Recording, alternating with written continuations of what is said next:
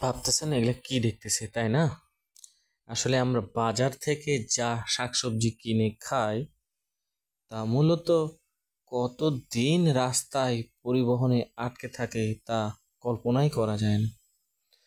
উদাহরণ হিসেবে আমি বলতে পারি আজকের এই করলা বাগান দেখে, ঠিক করলা বাগান থেকে এই করলাগুলো আহ, তুলে প্যাক করা হচ্ছিল।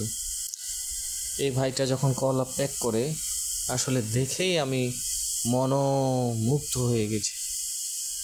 করলাগুলো এত সতেজ এবং ফ্রেশ ছিল, হ্যাঁ, দেখেই যেন রুচি হয়।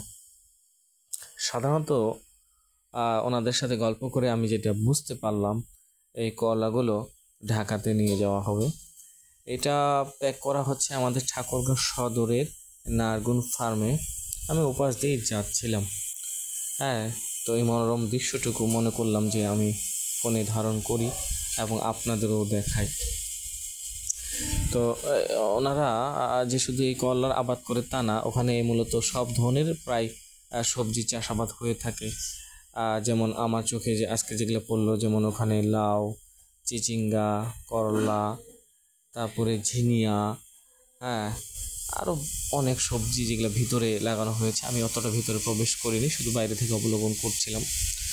আর ভাইয়েরা স্বাচ্ছন্দ্য বোধ করতেছিল, আমি ওনাদের সাথে গল্প করতেছিলাম। ওনারা এভাবে ট্রেগুলো সাজাচ্ছে।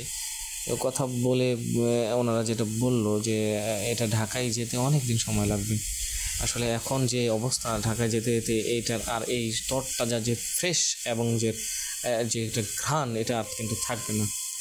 করলা স্বাস্থ্যের জন্য অনেক উপকারী। বিশাল সমারোহ এবং এর চোখ তাকানোই যায় না। মূলত এটা ঠাকুরগাঁও সুগার মিল লিমিটেডের স্বত্বাধিকারী একটা ফার্ম। এটাতে লিজ নিয়ে এরা আবাদ করে থাকে। মূলত এখানে আখ চাষ করা হয় সুগার মিল চিনি উৎপাদনের জন্য। আজকে হঠাৎ করেই